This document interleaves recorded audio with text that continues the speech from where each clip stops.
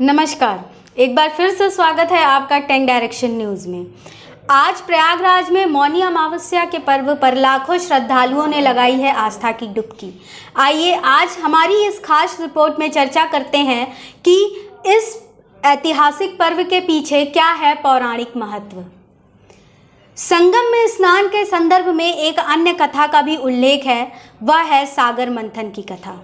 कथा के अनुसार जब सागर मंथन के समय भगवान धन्वंतरी अमृत कलश लेकर प्रकट हुए थे, उस वक्त देवताओं और असुरों में खींचातानी हो गई थी और खींचातानी के समय अमृत की कुछ बूंदें इलाहाबाद, कुछ हरिद्वार, नासिक और उज्जैन में जा गिरी। यही कारण है कि यहाँ की नदियों में स्नान करने पर अमृत स्नान का पुण्य प्राप्त होता है।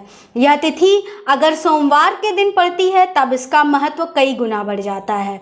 और अगर शास्त्रों में ये भी कहा गया है, सतयुग में जो पुण्य तप से मिलता है, द्वापर में हरि भक्ति से, त्रेता में ज्ञान से, कलयुग में दान से, लेकिन माघ मास में संगम स्नान हर युग में अत्यंत पुण्यदायी होगा। इस तिथि को पवित्र नदियों में स्नान के पश्चात अपने सामर्थ्य अनुसार अन्न, वस्त्र, धन, गौ, भूमि तथा स्वर्ण जो भी अपनी इच्छा से हो दान करना चाहिए। इस दिन तिल का भी दान उत्तम माना जाता है। इस तिथि को मौनी अमावस्या के नाम से भी जाना जाता है, अर्थात मौन अमावस्या। चूँकि इस व्रत में व्रत करने वाले को पूरा दिन मौन का पालन करना पड़ता है, इसलिए इसे योग आधारित व्रत भी कहा जाता है। शास्त्रों में वर्णित है कि होठों से ईश्वर का जाप करने से जितना पुण्य मिलता है, उससे कई गुना अधिक पुण्य मन का फेर कर हरि का नाम लेने से मिलता है। इस स्थिति को संतों की भांति चुप रहें तो उत्तम है। अगर संभव हो तो अपने मुख से प्रार्थी को कोई भी कटु शब्द नहीं निकालना चाहिए। इस तिथि को भगवान विष्णु और शिव जी की दोनों की पूजा की जाती है।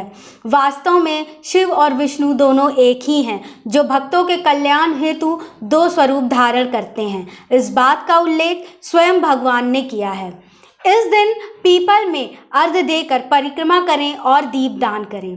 इस दिन जिनके लिए व्रत करना संभव ना हो, उन्हें कुछ मीठा ग्रहण करना चाहिए। यदि अमावस्या साल की सबसे बड़ी और सबसे अलग होती है और इसे मौनी अमावस्या भी कहा जाता है। इस दिन मौन रहने से ऋषि मुनियों की उपाधि मिलती है। आइए नजर डालते हैं प्रयागराज की तरफ, जहां आज लाखों श्रद्धालुओं ने संगम में आस्था की डुबकी लगाई। वहीं प्रयागराज में आस्था की डुबकी लगाने पहुंची कांग्रेस की महासचिव प्रियंका गांधी, जहां वो स्वयं नाव चलाकर अरैल घाट पहुंची और उन्होंने विधि विधान के साथ पूजा अर्चना भी की। उन्होंने शंकराचार्य स्वामी स्वरूपानंद जी से भी मुलाकात की। आपको बता दें कि शंकराचार्य स्वामी स्वरूपानंद ने 1990 में प्रियंका गांधी के पिताजी के चुनाव हारने के पश्चात उनके घर का गृह प्रवेश भी करवाया था। प्रियंका गांधी ने आज प्रयागराज में स्थित ऐतिहासिक आनंद भवन का भी दौरा किया। आज के लिए फिलहाल बस इतना ही। कल फिर मिलेंगे हम अपनी कुछ खास खबरों और कुछ खास रिपोर्ट के साथ। तब तक के लिए नमस्कार।